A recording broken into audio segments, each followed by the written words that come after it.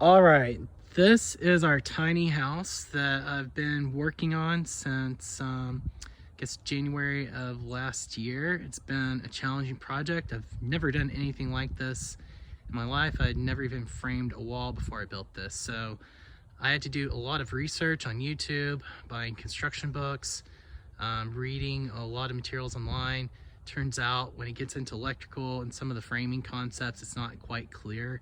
So I'm gonna use this series to explain some of the tips and tricks that I found while building this cabin.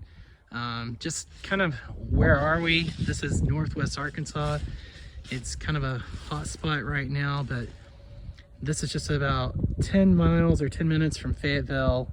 We bought this land, got 20 acres up here. It's on top of a hill in West Fork, and we just love it up here. Now we have this little cabin, still under construction, but hopefully we'll be able to enjoy it like a house here in the next year or so. So the first thing I want to cover is how did we frame this thing? So I meticulously drew out the plan, started with an overall floor plan. I wanted the overall dimensions to be small. I wanted it to be 12 by 24. I wanted a nice kitchen area here, and so I've got a lot of stuff, just we kind of glamping, if you will, trying to enjoy this while we're building it. But I wanted a nice kitchen area. I wanted a little living room area here. Wanted a lot of windows. As you can see, these are massive windows looking out over the west. Then I wanted kind of a master bedroom suite area. Then I wanted a bathroom, a full bathroom, so I'll have a shower, toilet, sink in there. That's about 7 by 3. And then I wanted a laundry room where we'll put all our electric panels and the ability to put a washer and dryer in the future. And then I'll take you upstairs here. We wanted a fun place for the kids to hang out. Sorry, looks like the kids left some trash up here last time. This is kind of their space. This is a 12 by 12 loft area. We've got 2 beds in there. We've just got them kind of bug and dust proofed right now while we're not here.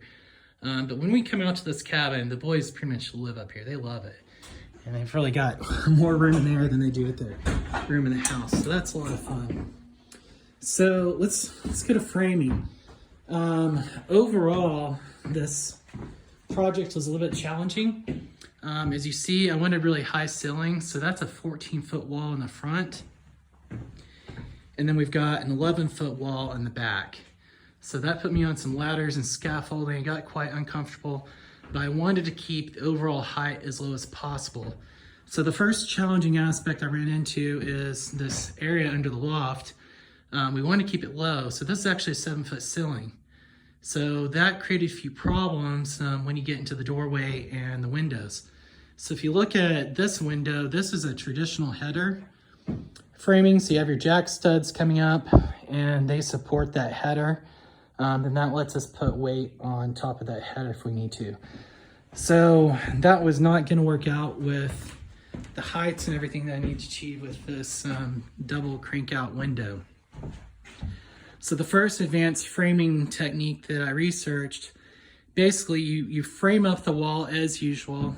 You can also see how I framed up my corners. That framing method allows me to take insulation all the way to the corners.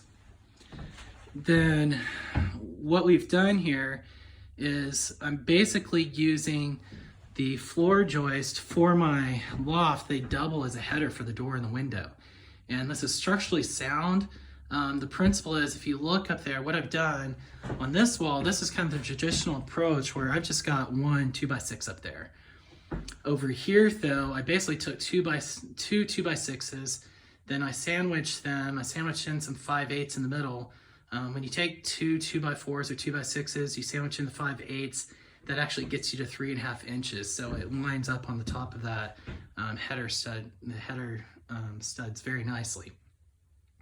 So what this method does, and then you also, it also kind of dictates how I hang my joists. So I had to use joist hangers with this method.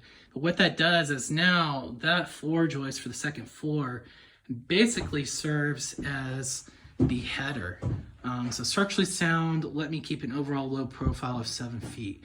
So I'm really happy with how that turned out and glad that I found this framing technique. The second thing I had to research on framing is how do I do my second story?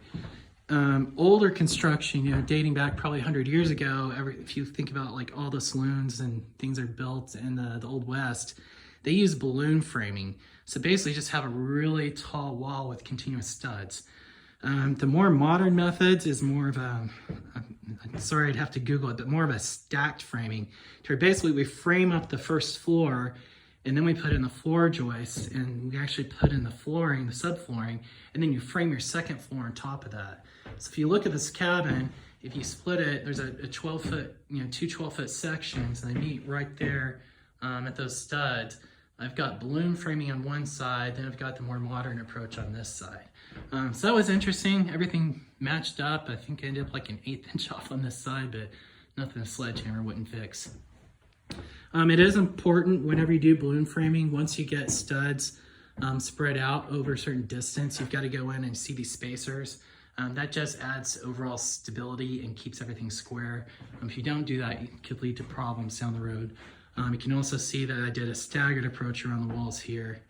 Then the same thing, once you get to my rafters there. Now, I may have not made the best decision. Once again, keeping the overall framing height low. I used 2x6s for my rafters.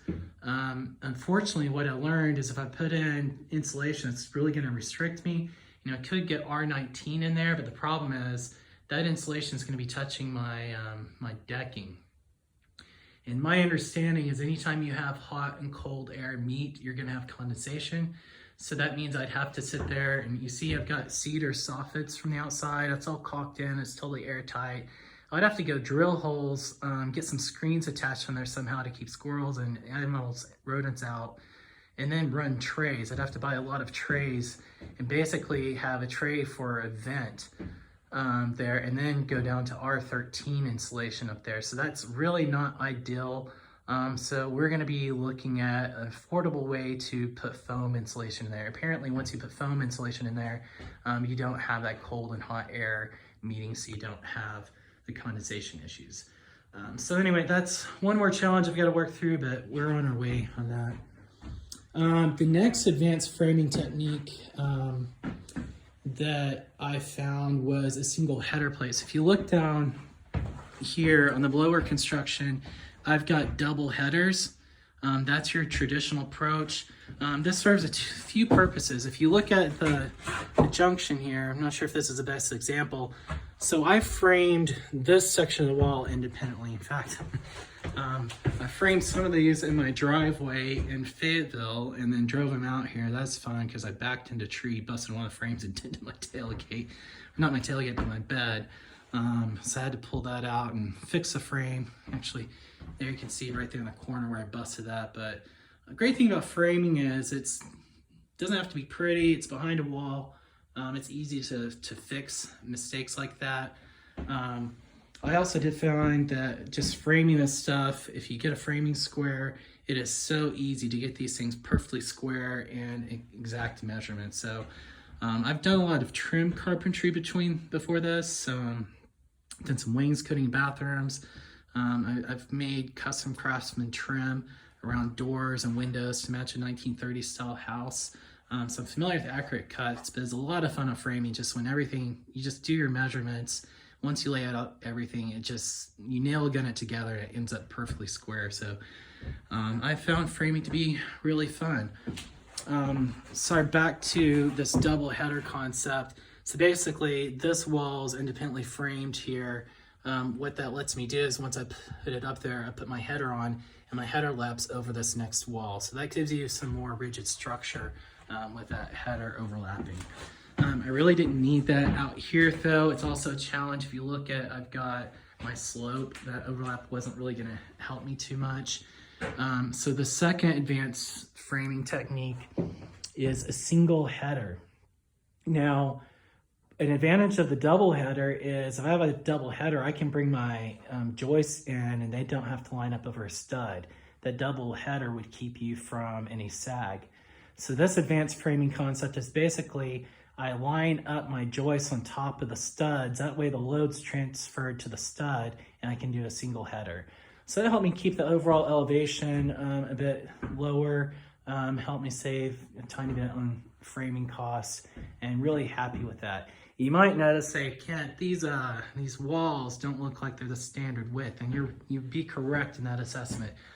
More modern framing is 16-inch on center. In this case, I chose 24-inch on center.